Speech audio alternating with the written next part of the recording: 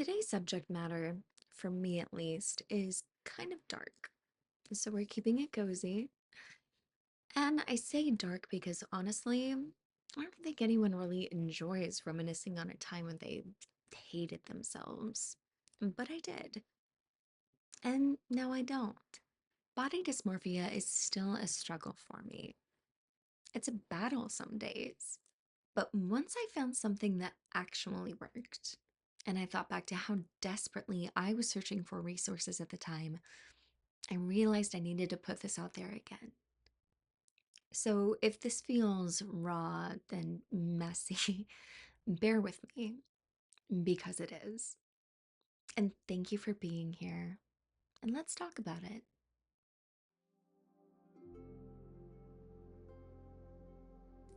Hi, loves. Welcome back to Amy's View Unscripted. I'm Amy, and this is Life in Motion. This is a space where we grow with intention, connect with purpose, and keep becoming who we're meant to be.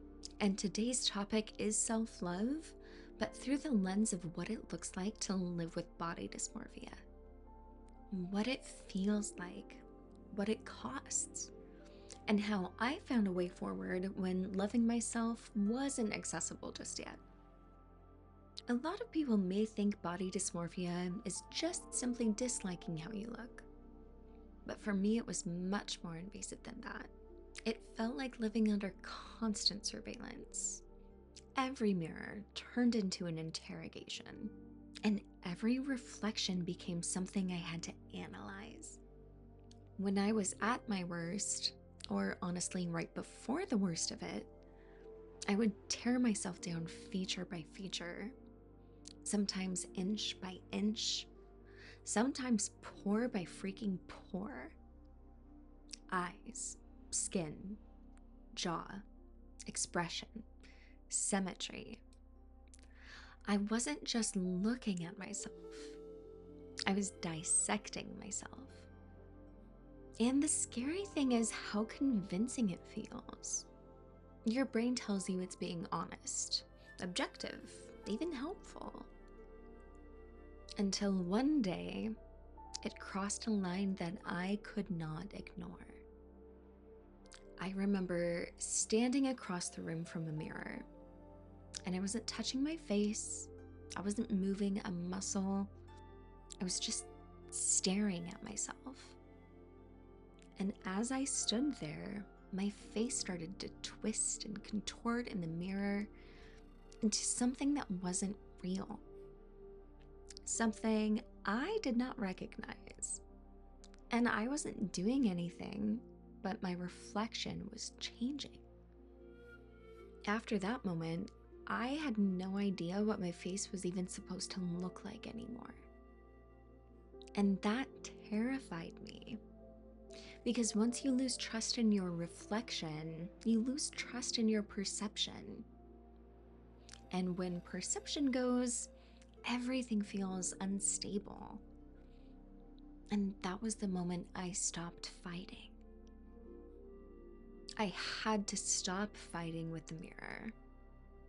Now, I didn't suddenly love myself that day. I couldn't stand in front of the mirror and say any kind of things yet because I didn't even know who I was looking at.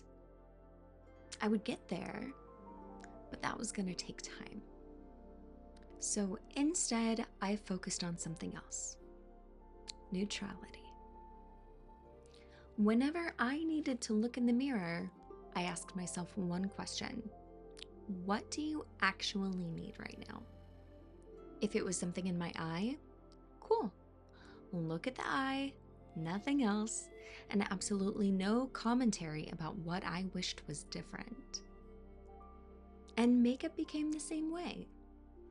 I just focused in feature by feature. And yes, most people do their makeup feature by feature, but I mean really, feature by feature. I would zoom in on one area and refuse to let my eyes wander. Eyes, focus there. Apply, finish. No analyzing anything else until that feature was done. Once my whole face was finished, I allowed myself one quick zoom out. One. And that glance had rules. It was technical only. Color balance, blending, cohesion, no feelings, no opinions. Then I moved on. Getting dressed needed its own system too. Looking at my whole body in a mirror felt overwhelming, so I changed the process. Step 1, lay out what I was going to wear. Step 2, put it on facing away from the mirror. Step 3, allow one neutral glance at the outfit alone. Wrinkles, fit, colorway, function. Then I walked away. Face already handled, outfit already checked, no second passes. And I repeated this over and over and over and over. And then one day, something unexpected happened. I was doing my eye makeup, focused, neutral, procedural. And then a thought slipped in. Oh, my eyes look beautiful right now. And I stopped, dead in my tracks. It just showed up. And then the tears came. For the first time in a long time, I allowed myself an actual look. I let myself feel it. I let myself feel me. And I realized something that I wasn't expecting. I realized I'd missed her. So I thanked her. I thanked this body that's carrying my soul, and this body that lets me live the life I'm building. And for the first time, maybe in my life, the mirror released me. And instead of using that glass to shred myself apart, the mirror just became another tool. And the way I felt inside and the way I looked on the outside didn't suddenly align perfectly. That part took time. It still does. But day by day, I feel closer. Closer to recognizing myself. Closer to trusting what I see. Living with body dysmorphia doesn't mean something is wrong with you. It means your perception learned a pattern that once tried to protect you. Healing didn't start for me with love. It started with safety. It started with neutrality. With permission to stop tearing myself apart. And slowly, very slowly, something else grew. I spent years thinking I needed to love myself to heal. But what I actually needed was to stop hurting myself.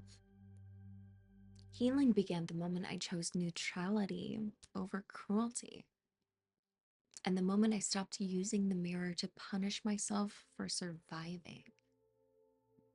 That's when my reflection stopped fighting back.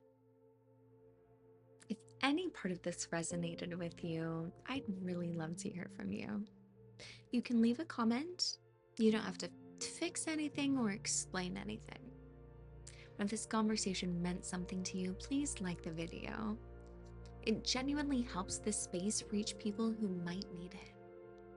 And if you want to keep having these conversations with me, subscribe and hit the notification bell so you don't miss what's coming next. But thank you for being here. Thank you for sitting with something tender. Take care of yourself. I'll see you soon.